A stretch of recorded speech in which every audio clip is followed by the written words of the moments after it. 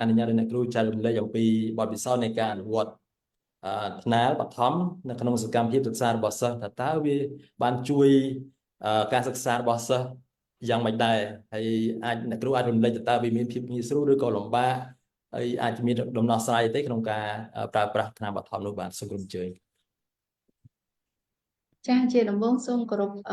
លោកបណ្ឌិតហើយនិងលោកគ្រូអ្នកសម្របសម្រួលនៅទីនេះហើយនិងលោកលោកស្រីដែលមានវត្តមាននៅទីនេះចា៎នាងខ្ញុំឈ្មោះទេពធនរស្មីចា៎បង្រៀននៅសាលាបឋមសិក្សាវាវង្សចា៎ចង់និយាយអំពីបទពិសោធន៍នៃការបង្រាំថ្នាលបឋមនេះមានន័យថាថ្នាលហ្នឹងមានអត្ថប្រយោជន៍ខ្លាំងមែនទែនដល់ពេលដែលខ្ញុំចាប់ផ្ដើមយកទៅអនុវត្តនៅក្នុងថ្នាក់រៀនយើងខ្ញុំផ្ទាល់ចា៎អញ្ចឹងជាដំបូងគឺខ្ញុំផ្សព្វផ្សាយដល់អាណាព្យាបាលសិស្សហើយនឹងលោកគ្រូអ្នកគ្រូហើយនឹង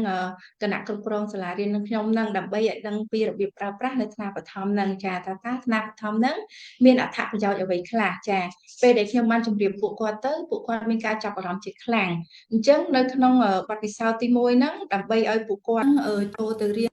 តែទទួលបានការសិស្សទទួលបានលទ្ធផលសិក្សាគួរជាទីគាប់ប្រសើរហ្នឹងគឺទី1គឺខ្ញុំនាំគាត់ចូលទៅធ្វើតេស្តគេហៅតេស្តដើមគ្រាណាហើយបន្ទាប់មកទៀតបាននាំគាត់ទៅរៀនបន្ទាប់ពីយើងទៅរៀនហើយបានយើងនាំគាត់ទៅធ្វើតេស្តចុងគ្រាដើម្បីដឹងលទ្ធផលរបស់គាត់ថាតើពេលដែលមុនគាត់រៀនមុននឹងគាត់ធ្វើតេស្តមុនរៀនហ្នឹងនឹងធ្វើក្រោយរៀនហ្នឹងគាត់ទទួលបានលទ្ធផលកើនឡើងបែបម៉េចចា៎ហើយបន្ទាប់មកទៀតខ្ញុំបានប្រើឧបករណ៍ដែលមាននៅក្នុងថ្នាក់ខ្ញុំហ្នឹងដូចជា slide ហ្នឹងដើម្បីចាក់បរៀនពួកគាត់ចា៎ហើយដល់ពេលដែលយើងចាប់ដើមរៀនបែបហ្នឹងទៅគឺឃើញថាអាណាព្យាបាលគាត់ចាប់អារម្មណ៍ជាខ្លាំងមុនដំបូងឡើយគាត់មានបញ្ហាតិចតួចដែរប៉ុន្តែក្រោយពីគាត់មកជួបសាកសួរយើងថាតើថ្នាលហ្នឹងបរៀនទៅធ្វើអីមានផលប្រយោជន៍អ្វីខ្លះដល់គាត់អញ្ចឹងណាដល់ពេលទៅនាងខ្ញុំក៏ជម្រាបទៅពួកគាត់វិញថាថ្នាលនេះគឺជួយបង្កើនចំណេះដឹងរបស់កូនអញ្ចឹងកាលណាបើកូនចូលរៀនបានកាន់តែច្រើនគឺកូនកាន់តែមានបញ្ញាឆ្លាតវៃហើយគាត់សួរទៀតថាតើចូលរៀនបែបម៉េចហើយនាងខ្ញុំក៏បញ្យល់ប្រាប់គាត់ថាចូលរៀនតាមបែបនេះហើយទៅខ្ញុំក៏បរៀនកូនសិស្សនៅក្នុងថ្នាក់រៀននឹងតែម្ដងអញ្ចឹងពេលដែលខ្ញុំចាប់តាមបរៀនគឺពួកគាត់មកឈរមើលនៅតាមបង្អួចហ្នឹងគ្រប់គ្នាដោយសារគាត់គិតថាពេលដែលគាត់យកទៅផ្ទះគាត់ចាប់អារម្មណ៍ថាពេលដែលគាត់ចូលទៅគាត់គិតថាសំណួរនោះប្លែកជាងការពីដំបូងចង់និយាយថាពីមុនមកសំណួរការប្រឡងមានដែរប៉ុន្តែដល់ពេលចាប់ដើមចូលនៅក្នុងថ្នាលនេះគឺសំណួរហ្នឹងមានលក្ខណៈប្លែកខ្លាំងអញ្ចឹងពេលខ្លះពួកគាត់រកកន្លែងឆ្លើយអត់ចេញទេពួកគាត់មកសួរខ្ញុំថាអ្នកគ្រូចម្លើយមួយណាដែលត្រឹមត្រូវអញ្ចឹងនាងខ្ញុំក៏បានប្រាប់គាត់ទៅគាត់ក៏ថាអ្នកគ្រូអញ្ចឹងខ្ញុំសូមរៀនជាមួយអ្នកគ្រូបានអត់ខ្ញុំថាចាបានឲ្យតែ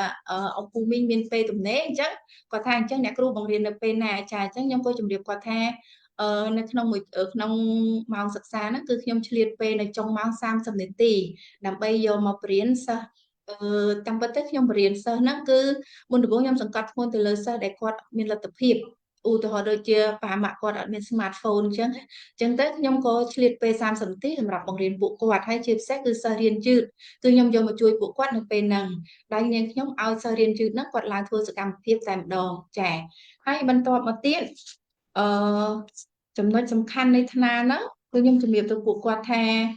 ទោះបីគាត់ទៅដល់ទីកន្លែងណាក៏ដោយគាត់ចេញទៅក្រៅប្រទេសក៏ដោយគាត់នៅក្នុងប្រទេសក៏ដោយគាត់ជិះឡានដើរលេងក៏ដោយគឺគាត់មានលទ្ធភាពរៀនតាមថ្នាលនឹងទាំងអស់ចាអញ្ចឹងពួកគាត់ថាថ្នាលហ្នឹងពិតជាមានសារៈសំខាន់ខ្លាំងមែនតើអញ្ចឹងគាត់ចាប់អារម្មណ៍ចាហើយបន្ទាប់មកទៀតខ្ញុំក៏បានជំរាបប្រាប់គាត់ថាថ្នាលនេះឥឡូវមានលក្ខណៈទូលំទូលាយដោយសារ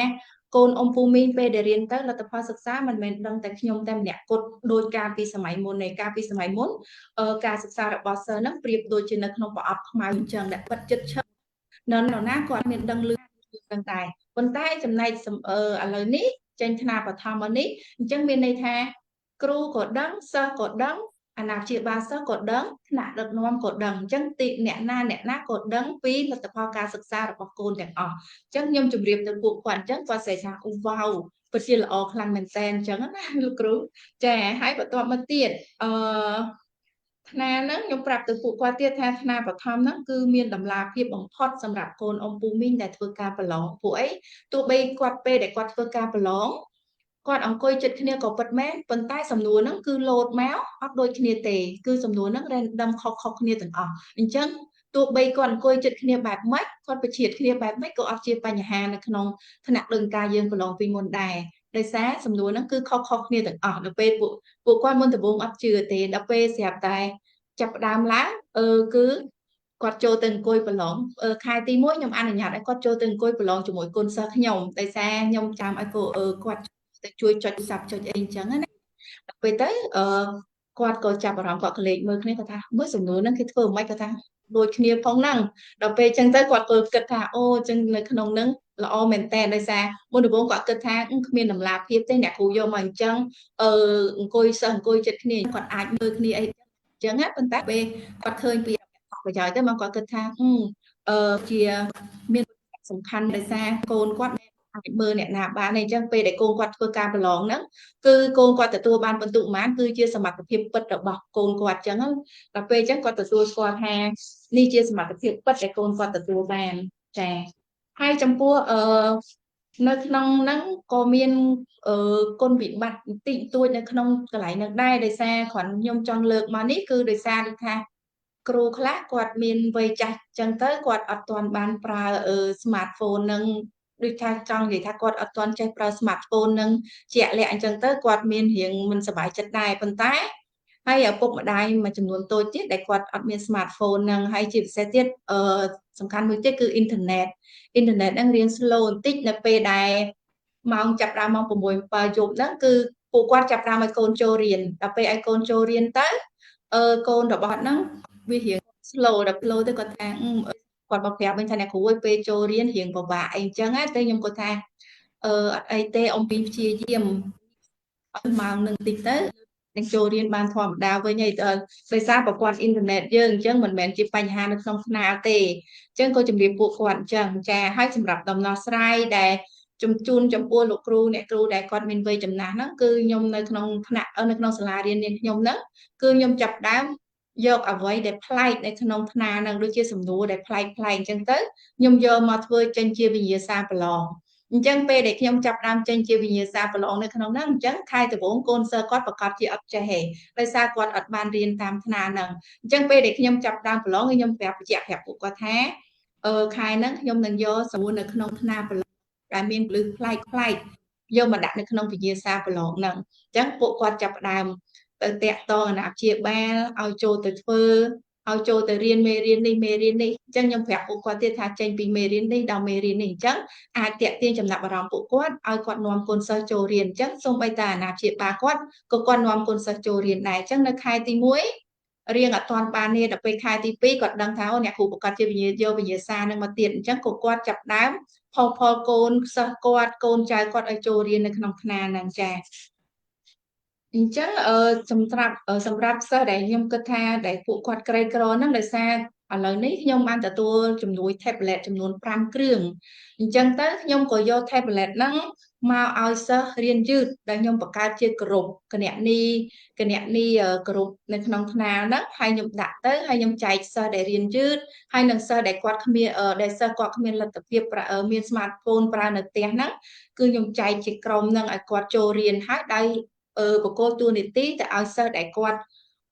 អត់មានលទ្ធភាពហ្នឹងឬក៏សិស្សដែលរៀនយឺតហ្នឹងគាត់កាន់ចុចតែម្ដងហើយសិស្សបកាយហ្នឹងគឺគាត់ចាំជួយសម្របសម្រួលក្រុមគាត់អញ្ចឹងខ្ញុំធ្វើបែបហ្នឹងជាលក្ខណៈប្រឡងបណ្ណាំងរាល់ថ្ងៃអញ្ចឹងជារៀងរាល់ថ្ងៃគឺខ្ញុំតែឲ្យគាត់ចូលរៀនចុងម៉ោង30នាទីហ្នឹងចាអញ្ចឹងធ្វើឲ្យពួកគាត់ហ្នឹងមានភាពសប្បាយរីករាយខ្លាំងមែនតើពេលដែលគាត់ចុចចូលហ្នឹង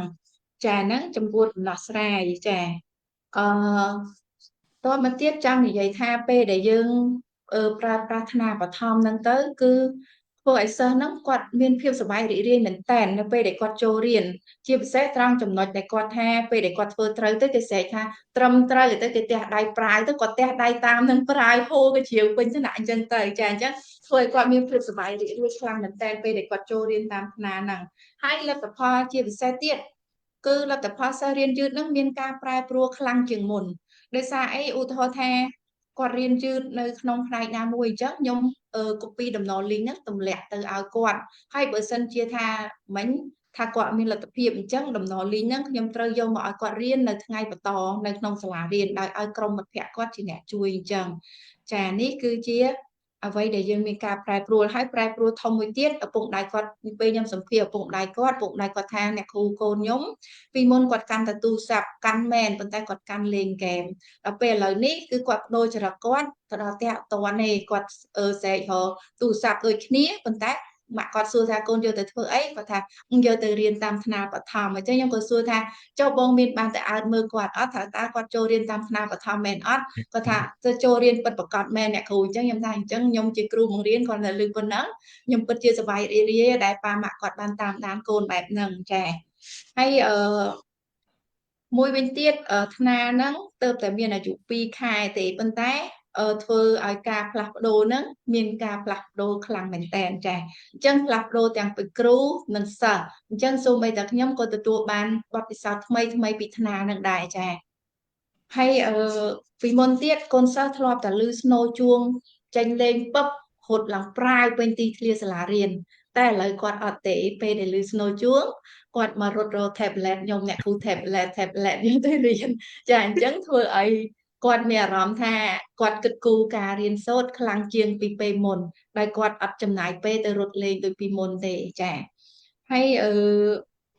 ដល់ពេលយើងមានវិធីបែបហ្នឹងទៅគឺធ្វើឲ្យគាត់ហ្នឹងរៀនទៅឆាប់ចាំហើយពេលដែលគាត់ឆាប់ចាំហើយមិនចាំហើយមកផ្លែតបាត់ទៅវិញទេនៅក្នុងថ្នាលហ្នឹងឆាប់ចាំហើយគឺកើនបញ្ញាគាត់ចាំបានយូរទៀតដោយសារអីនៅក្នុងសំណួរកម្រងសំណួរមួយហ្នឹងគឺផ្ដោតទៅលើចាប់ពីការចាំរហូតដល់ការគិតវិភាគពិចារណាហ្មត់ចត់អញ្ចឹងធ្វើឲ្យគាត់គិតអាមុំទៅដល់ទៅសំណួរពិចារណាហ្មត់ចត់ហ្នឹងគឺចេញទៅដែរទៅគាត់អាចនឹងចងចាំបានយូរចាអញ្ចឹងសម្រាប់ថ្នាលហ្នឹងគឺមានអត្ថប្រយោជន៍បែបហ្នឹងចា